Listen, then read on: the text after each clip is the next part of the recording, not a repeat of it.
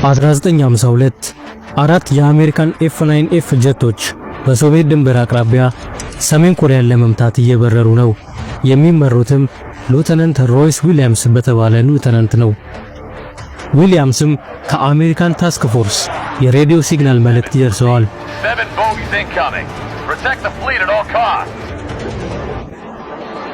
150 ኪሎ ሜትር ርቀት ላይ የሶቪየት ህብረቱ አየር ኃይል ይህንን በአሜሪካኖች መካከል የተካሄደውን የሬዲዮ ሲግናል ይጠልፋል።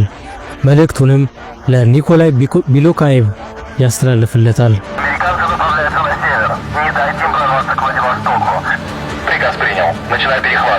ካፒቴን ቢኮላየቭ እና አጋሮቹ በዘመኑ እጅግ ከፍተኛ አቅም የነበራቸው ሚግ 15 የተባሉ ጀቶችን እያበረሩ ነበረ። አሜሪካኖቹ ለሁለት ለመከፋፈል ይስማማሉ። በዚህ ሰዓት ዊሊያምስና አንድ አጋሩ ብቻ ይቀራል። በዚህ ሰዓት ዊሊያምስ 7 ጀቶችን ከሩቅ ያያል።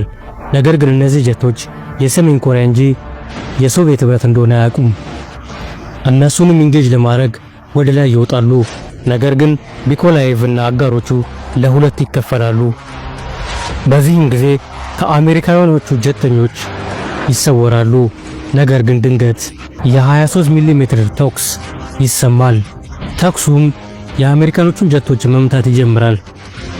ጥቃቱን እንደምንም በመቋቋም ዊሊያምስ እና አጋሩ ጀቶቻቸውን ከራሻኖቹ በስተጀርባ ያደርጉታል። ከዛም በተራቸው ሚግ 15 ጀቶቹ ላይ ጥቃታቸውን ይከፍታሉ።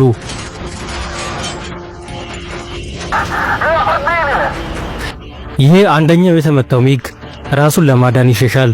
የዚህን ጊዜም የዊሊያምስ አጋር እሱን ጀት ለመከተል በሚሄድበት ጊዜ ዊሊያምስ ብቻውን ከሌሎች 3 ሚጎች ጋር ይቀራል።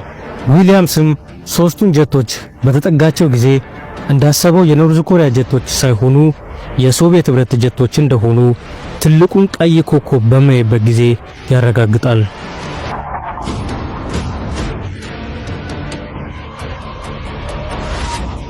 Cap control, these MiGs are Soviets. Do not engage. This could start World War III. ነገር ግን ዊሊያምስ እነሱን ኢንጌጅ ከማድረግ ውጪ እድል የለውም። እነዚህ 3 ጀቶችም ወደሱ ሲመጡ ያል እነሱንም ሊሚት ለማድረግ ወደ ላይ ጀቱን ያበራል። ሁለቱም ሳይዶች እጅግ ከፍተኛ የሆነ የጥይት ሩምታን ይለዋወጣሉ። ነገር ግን የትኞቹም አልተነካኩም። ከሌላ አቅጣጫም በጥይት ይመታል። እነዚህ የቀድሞቹ 3 ሚጎች ናቸው። በጠቅላላ 6 ሚጎች ዊሊያምስን እየተከታተሉት ነው። እነዚህ የሶቪየት ሚጎች የተኩስ ሩምታቸውን አላቆሙም። ነገር ግን ዊሊያምስ እንደምንም ብሎ ጀቱን ከጀርባቸው ደግሞ ያደርገዋል። ከዛም አንዱን የሶቪየት ጀት በሚከታተልበት ጊዜ የሶቪየቱ ሚግ እጅግ በጣም ወደ ላይ በመውጣት ዊሊያምን ከእይታው ይሰውረዋል። ነገር ግን በዚህ ጊዜ ዊሊያም ሌሎች 2 ሚጎችን በግራ በኩል ያያል።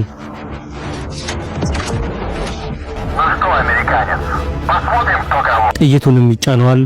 አንደኛውን ጀት ይመታዋል። ከዚህም ቀጥሎ እንደገና ሌላ ሚግ 15 በአጠገቡ ሲወራ ያየዋል። እሱንም ደግሞ ይመታዋል። ካፒቴን ቤሊኮቭም 2 አጋሮቹ ከመቅጽበት ከአየር ላይ ተመቶ እንደወደቁ ያያል። ለበቀልም ጀቱን ወደ ዊሊያምስ ያዞራል። የሚግ 15ቶቹ ፍጥነት ግን የሚቻል አይደለም። እናም ዊሊያምስ ከፍተኛ የሆነ የጥይት ምቶችን ከቢላኮየቭ ያስተናግዳል።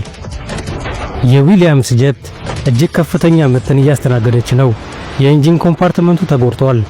ዊሊያምስ ችግር ውስጥ ነው።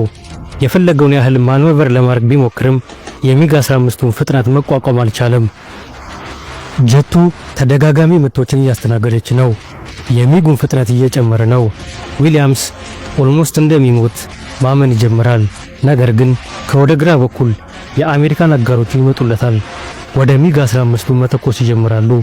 ይሄኔም ካፒቴን ቢላኮየቭ ሚጉን ያሸሻል። ዊሊያምስ ከዚህ የሶቪየት ሚግ 15 ጥቃት መትረፉን ማመን አልቻለም። ነገር ግን አንድ ቻሌንጅ ይጠብቀዋል። እሱም ጀቱን ማሳረፍ። ጀቱ እጅግ ከፍተኛ ጉዳትን ስላስተናገደ ዊሊያምስ እንደሚያርፍ እርግጠኛ አይደለም። ነገር ግን ለስትራይክ ግሩፑ ያሳውቃቸዋል።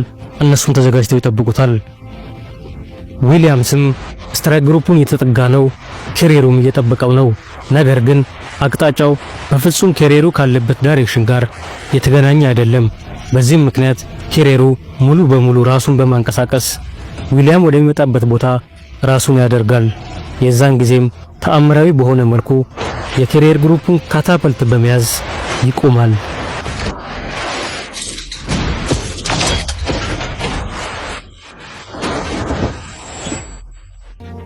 ይህ በአሜሪካኖቹና በሶቪየት ህብረት መካከል የተደረገው የአየር ላይ ውጊያም ሶስተኛው ዓለም ጦርነት እንዳያስነሳ በሚባል ተሸፋፍኖ ይቀራል።